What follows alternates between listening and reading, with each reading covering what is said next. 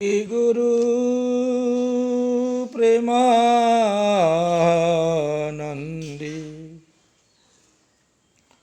নিতাই গৌর সীতনা হরি হরি বল হরি হরি বল। আজ 406তম শ্রী শ্রী চৈতন্য চরিতামৃতম জয়ন্তী। তাই চৈতন্য চরিতামৃত গ্রন্থটি কৃষ্ণদাস কবিরাজ গোস্বামী কীভাবে লিখেছিলেন এই বিষয়ে আমরা আলোচনা করব। প্রতি বৎসরেই জ্যৈষ্ঠ কৃষ্ণপক্ষ পঞ্চমী তিথিতে বৈষ্ণব জগতে একটি স্মরণীয় দিন হল এই তিথি। কারণ 1537 শতাব্দীতে বা 1615 খ্রিস্টাব্দে এই জ্যৈষ্ঠ মাসের কৃষ্ণ পক্ষ পঞ্চমী তিথিতেই শ্রী চৈতন্য চরিতামৃত গ্রন্থটি লেখা সমাপ্ত হয়েছিল। এই জন্য তাকে চৈতন্য চরিতামৃত জয়ন্তী বলা হয়। রাধাকুণ্ডের তীরে শ্যামকুণ্ডের পাশে পঞ্চপাণ্ডব নামে একটি ঘেরা আছে, যে ঘেরাতে পঞ্চপাণ্ডবরা 5টি বৃক্ষরূপে অবস্থান করে ভজন করছিলেন। সেই স্থানে কৃষ্ণদাস কবিরাজ গোস্বামীর কুটিয়া ছিল। তিনি ওখানে বসেই ভজন করতেন এবং জীবনের শেষ সময়ে তিনি এই শ্রী চৈতন্য চরিতামৃত গ্রন্থটি রচনা করে আমাদেরকে উপহার দিয়ে গিয়েছেন। এই গ্রন্থটা যদি না থাকতো তাহলে আমরা জানতে পারতাম না গৌরাঙ্গ মহাপ্রভুর অলৌকিক বৈরাগ্য, অসাধারণ মাতৃভক্তি, অসামান্য কর্তব্যপরায়ণতা, অসীম ভক্তবাৎসল্যতা, শুদ্ধ ভগবত ভক্তি এবং প্রেম।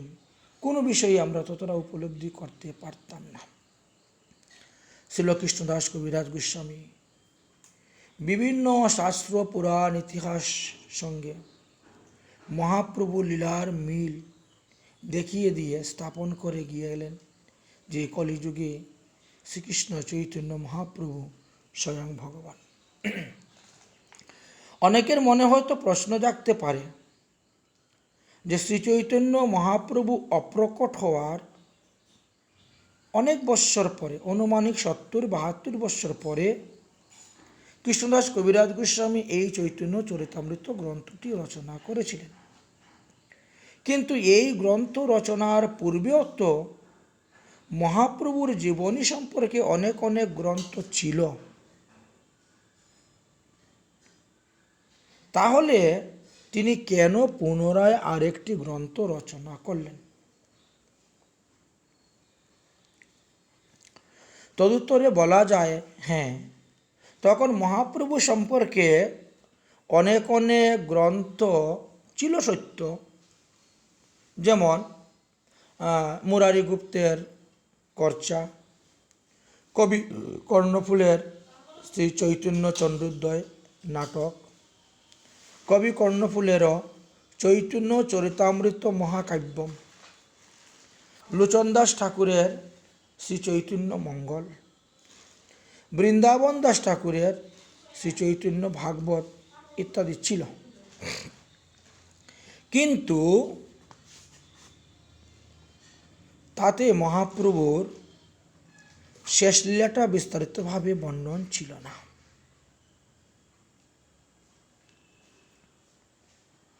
সাধারণ মানুষ তো এটা জানে না।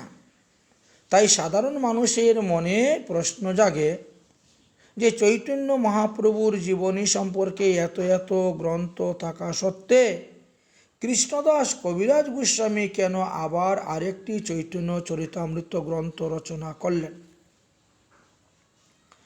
এই প্রশ্নের উত্তর দিতে গেলে আমরা ক্রম অনুসারে ওনার জীবনী আলোচনা করব, আর ওনার জীবনী থেকেই বেরিয়ে আসবে তিনি কেন এই গ্রন্থটি রচনা করেছিলেন। আসুন এই ব্যাপারে আমরা আস্বাদন করি।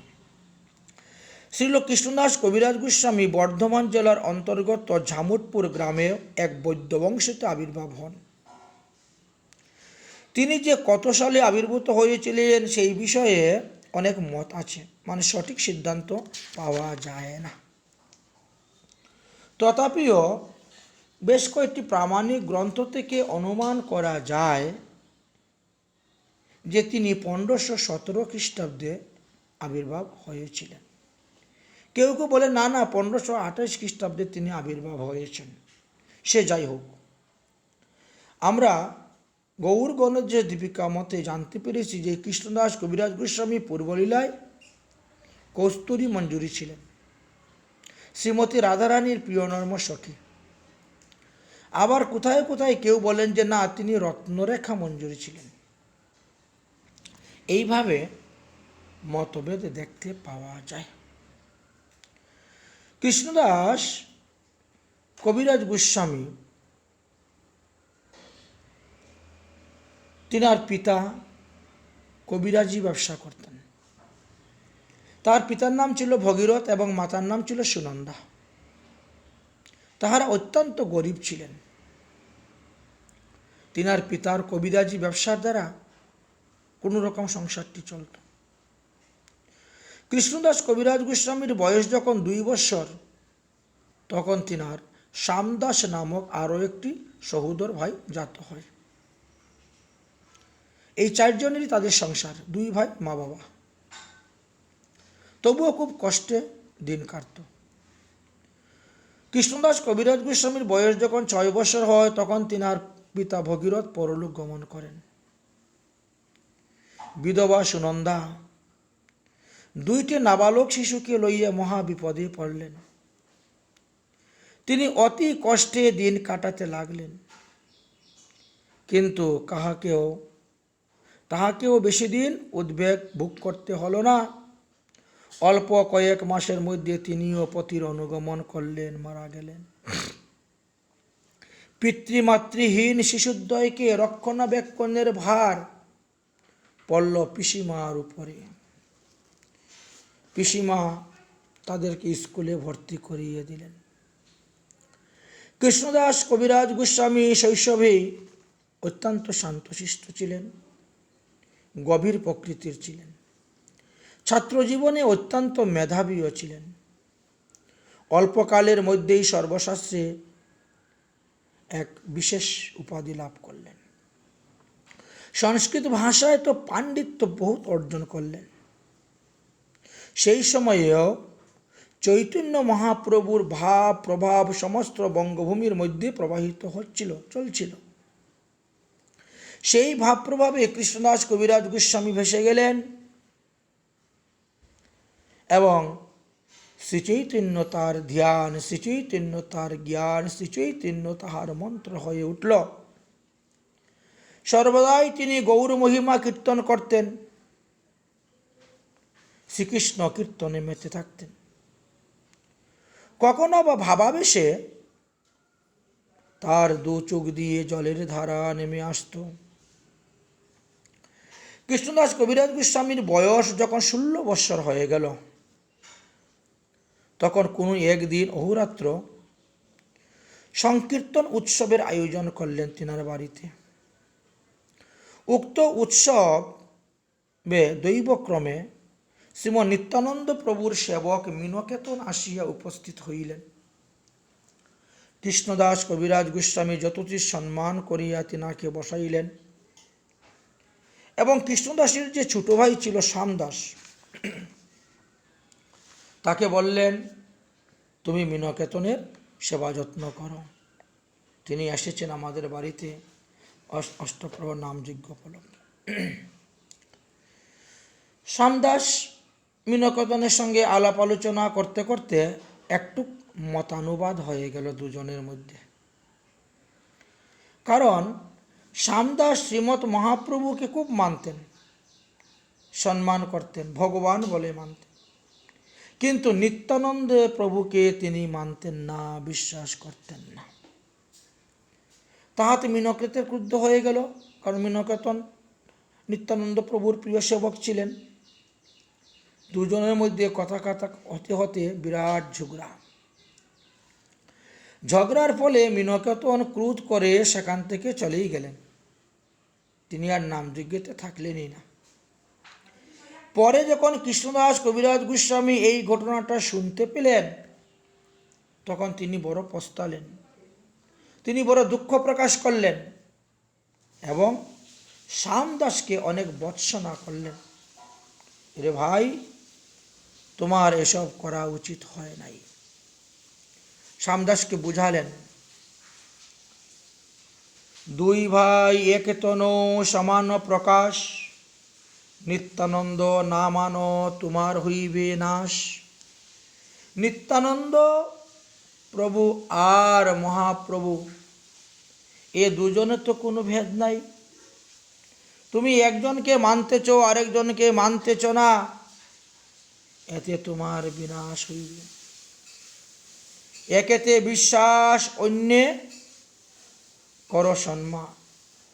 একেতে বিশ্বাস, অন্যে না করো সম্মান, অর্ধ কুকুটির ন্যায় তোমার প্রমাণ।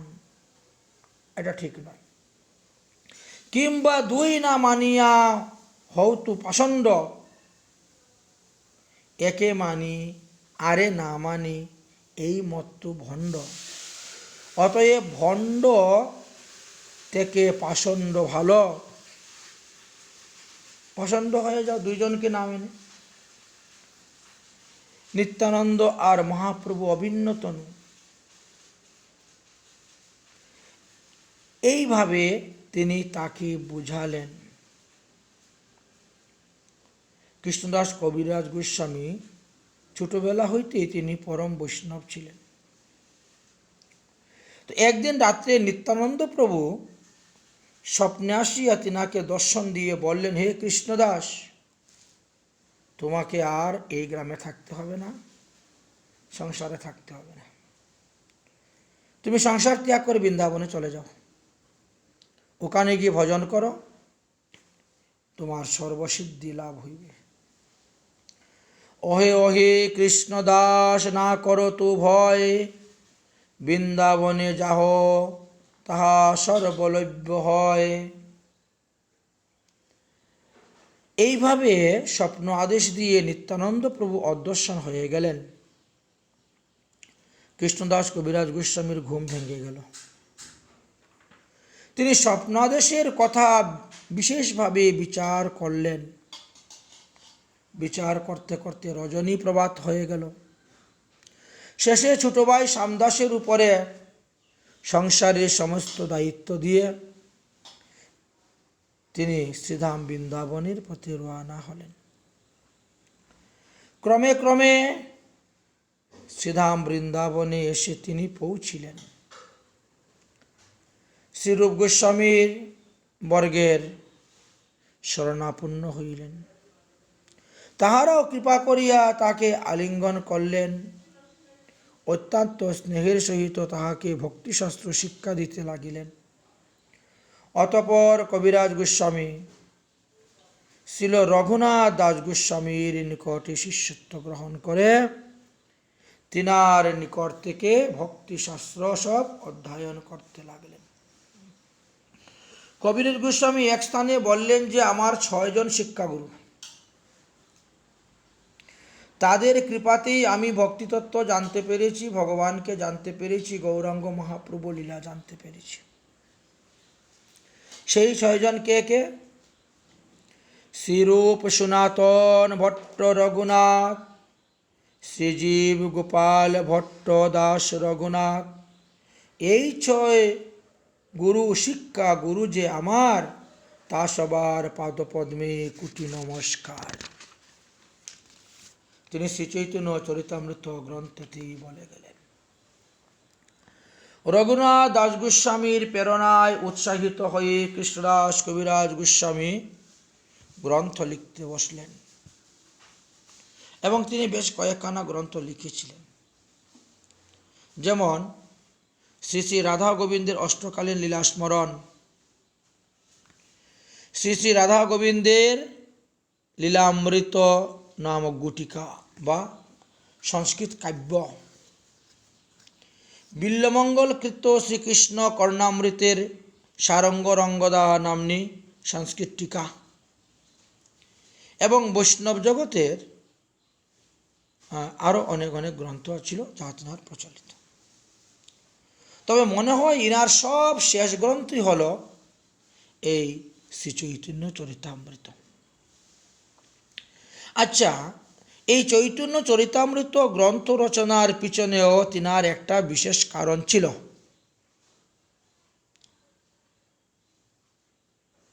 সেটা বলিতেছি, শুনো।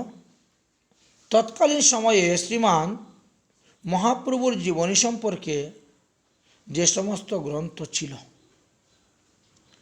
তাদের মধ্যেই শ্রী বৃন্দাবন দাস ঠাকুরের চৈতন্য ভাগবতই বৃন্দাবনবাসী বৈষ্ণবগণের বিশেষ প্রীতির ছিল। তারা অতি আদরের সহিত প্রীতির সহিত তাহা পাঠ করিতেন। কিন্তু সেই সকল গ্রন্থেও মহাপ্রভুর অন্তলীলা বিশেষভাবে বর্ণিত না থাকার কারণে গৌরগত প্রাণ যারা বৈষ্ণব মণ্ডলী তারা গৌরলীলা আস্বাদনের পিপাসা তৃপ্তি হতো না। ক্রমেই তাদের উৎকণ্ঠা বৃদ্ধি পেত যে মহাপ্রভুর অন্তলীলাটা শেষে কিভাবে সমাধান হলো আমরা জানতে চাই। কিন্তু তখন কার কাছ থেকে জানবেন? অবশেষে একদিন শ্রী গোবিন্দ মন্দিরের গোবিন্দদেবের সেবক পণ্ডিত শ্রী হরিদাস, তার সঙ্গে ছিল কাশীশ্বর গোস্বামী এবং কাশীশ্বর গোস্বামীর শিষ্য শ্রীল গোবিন্দ দাস,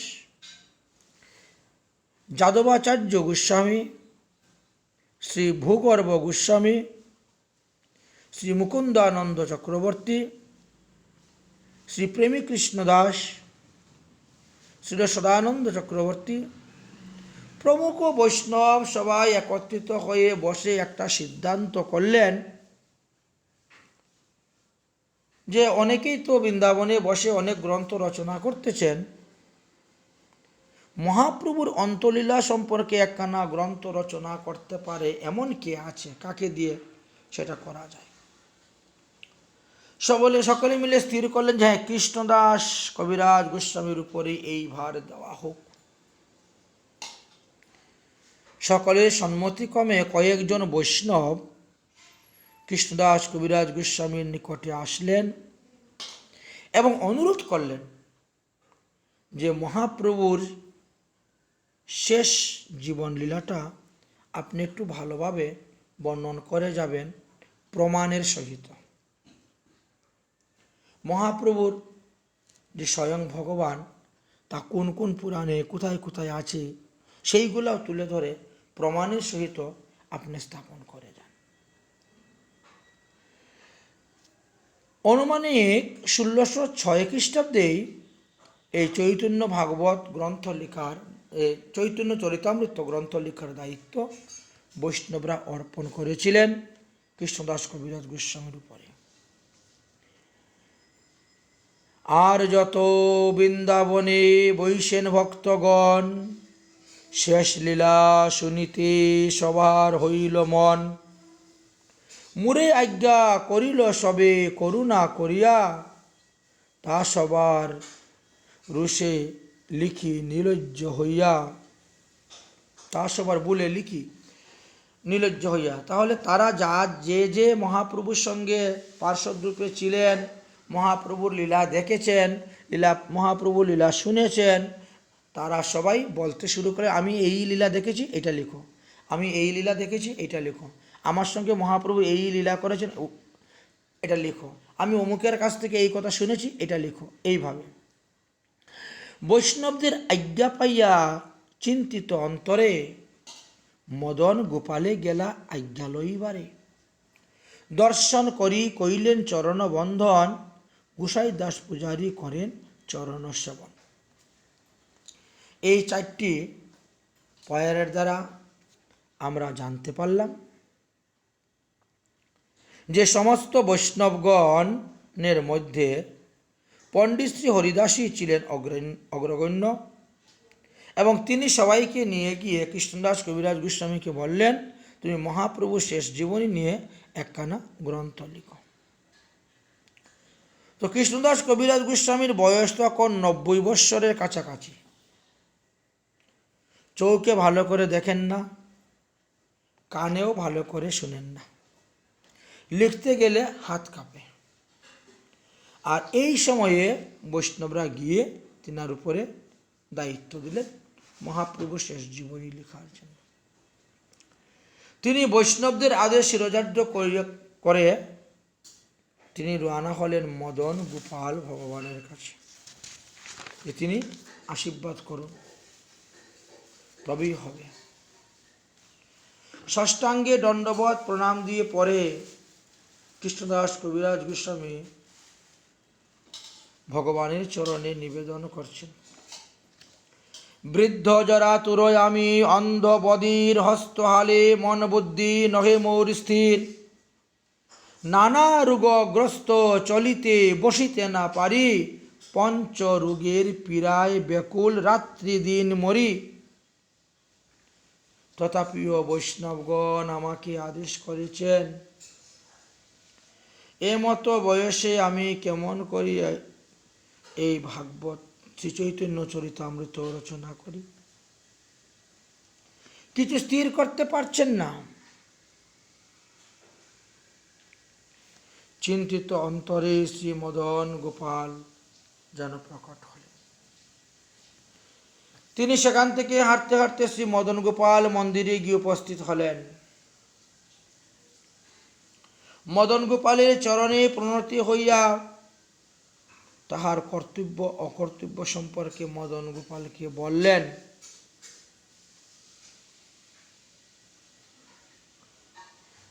মদন গোপালের নিকট আদেশ প্রার্থনা করলেন, কৃপা প্রার্থনা করলেন। তখন হঠাৎ কি হয়েছে, মদন গোপাল শ্রী বিগ্রহের কণ্ঠ হইতে একখানা মালা খসে নিচে পড়ে গেছে। পূজারী বলেন, গোসাইজি আপনার কৃপা হয়ে গেছে। এই মালা খসিয়ে ফেলে দিয়ে ভগবান ইঙ্গিত করলেন যে এই মালা তুমি নিয়ে যাও, আর এই মালা পরো, পরে তুমি শ্রী চৈতন্যের জীবনীলা দিয়ে গ্রন্থ রচনা করতে বসে যাও।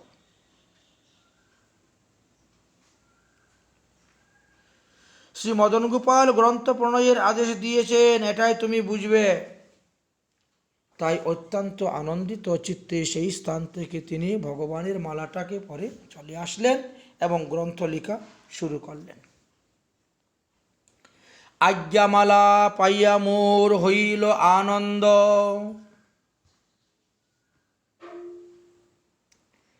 আজ্ঞামালা পাইয়া মোর হইল আনন্দ,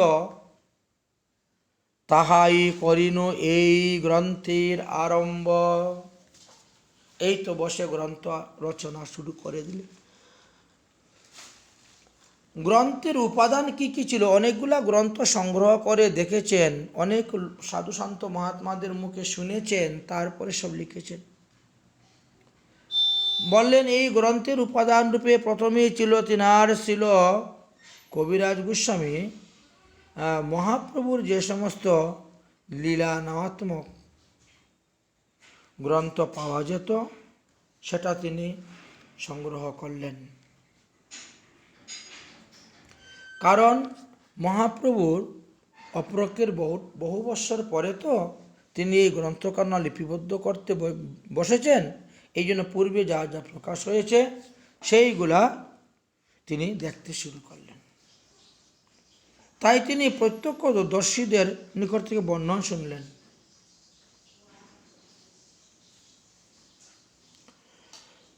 এইভাবে তিনি গ্রন্থ লেখা আরম্ভ করলেন। এই জন্য তিনি তিনার গ্রন্থের ভূমিকাতে বলছেন যে আমি এই গ্রন্থটা দেখে তারপর লিখেছি। তাছাড়াও ছিল বৃন্দাবন দাস ঠাকুর মহাশয়ের শ্রী চৈতন্য ভাগবত এবং বৃন্দাবন এবং শ্রী চৈতন্য বৃন্দাবন ঠাকুর শ্রী চৈতন্য ভাগবত মুরারি গুপ্তের কর্চা ইত্যাদি তিনি দেখলেন। স্বরূপ দামোদরের কর্চা দেখলেন। রঘুনাথ দাস গোস্বামী পাদের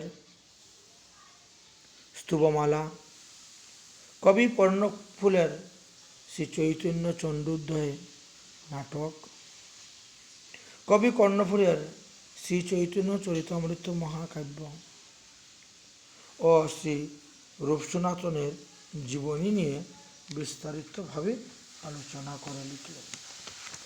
তাদের সঙ্গে আলোচনা করে সব জানতে পেরেন। তাই গৌর পার্ষদের অনেকেরই মুখ থেকে মৌখিকভাবে তিনি সেই সমস্ত ঘটনাকে শুনলেন, শুনে সংগ্রহ করলেন। সংগ্রহ করে সঠিক তত্ত্ব নির্ণয় করে 9 বৎসর কঠোর পরিশ্রম করে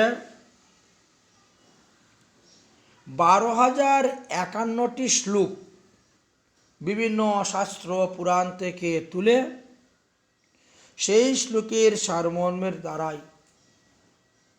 ভগবান মহাপ্রভুকে স্বয়ং ভগবান বলে প্রতিপাদন করে গিয়েছেন।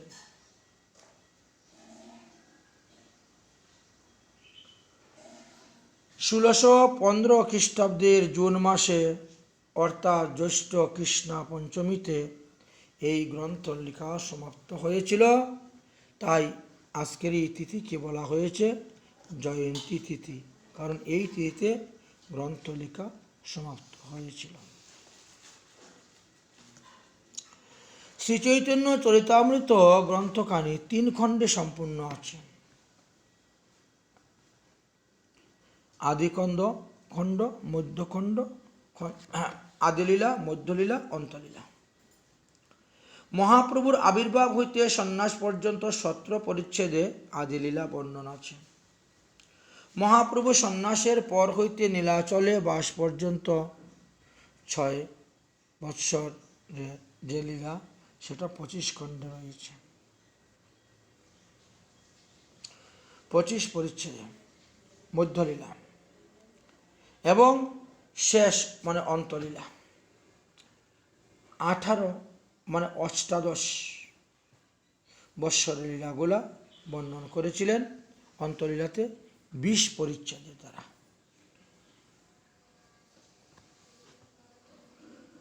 1537 শতাব্দে বলেন মাঘ মাসের কৃষ্ণা পঞ্চমীতে রবিবারে দিবসে শ্রী চৈতন্য চরিতামৃত গ্রন্থটি সম্পূর্ণ হয়, সমাপ্ত হয়, এটা জানা যায়। গ্রন্থ প্রণয়নের 3 বৎসর পর কৃষ্ণদাস কবিরাজ গোস্বামী এই গ্রন্থ অঙ্গবঙ্গ কলিঙ্গতে প্রচার করার জন্য, আরও অন্যান্য গোস্বামীদের গ্রন্থ প্রচার করার জন্য শ্যামানন্দ প্রভু, শ্রীনিবাস আচার্য, নরোত্তম দাস ঠাকুর তাহারা একটা গরুর গাড়িতে গ্রন্থগুলাকে বোঝাই করে নিয়ে রওনা হয়েছিলেন। কিন্তু বন বিষ্ণুপুর নামক স্থানেতে যাওয়ার পরে সমস্ত গ্রন্থ চুরি হয়ে যায়। রাজা বীরহাম্বীর লোক দ্বারা বন বিষ্ণুপুরের বন হইতে সমস্ত গ্রন্থ চুরি হয়ে যায়। এই সংবাদ যখন বৃন্দাবনে এসে পৌঁছে, তখন কৃষ্ণদাস কবিরাজ গোস্বামী সেই ভারাক্রান্ত হৃদয় নিয়ে রাধাকুণ্ডের জলে ঝাঁপ দিলেন আত্মহত্যা করতে। অনেক কষ্টে তিনাকে জল থেকে উঠিয়ে বাঁচানো হলো। এইভাবে কিছুদিন গেল। গ্রন্থের জন্য তিনি খুবই বিলাপ করলেন। এদিকে শ্রীনিবাস আচার্য এই গ্রন্থকে প্রাপ্তির জন্য তিনি বহু চেষ্টা করতে লাগলেন এবং তিনি শেষ পর্যন্ত এই গ্রন্থটিকে পেয়েছিলেন, কিন্তু সেই সময় আর কৃষ্ণদাস কবিরাজ গোস্বামী নাই। কৃষ্ণদাস কবিরাজ গোস্বামী তিনি দেহত্যাগ করেছিলেন। তারপরে এই গ্রন্থটি পাওয়া গিয়েছিল রাজা বীরহাম্বীরের কাছে। তিনি পরে ক্ষমা ভিক্ষা চাইলেন এবং সপরিবারে সকলেই শ্রীনিবাস আচার্য প্রভুর নিকট থেকে দীক্ষা গ্রহণ করেছিলেন। এই হলো শ্রী চৈতন্য চরিতামৃত গ্রন্থ রচনা করার বিষয়। আমরা বিগত কয়েকদিন যাবতই মহাপ্রভু লীলা কথা বিভিন্ন শাস্ত্রগ্রন্থ থেকে সংগ্রহ করে এনে বলতেছি, আজও বলবো। এই পর্যন্ত আমাদের 15টি পর্বে আমরা মহাপ্রভুর আবির্ভাব থেকে আরম্ভ করে নবদ্বীপ লীলার অনেক কিছু আস্বাদন করেছি। পরবর্তী পর্বেতে আমরা মহাপ্রভুর অন্যান্য লীলার সঙ্গে শ্রী চৈতন্য চরিতামৃত গ্রন্থ আস্বাদন করিব। আজকের মতন হরিকথা এখানেই বিশ্রাম।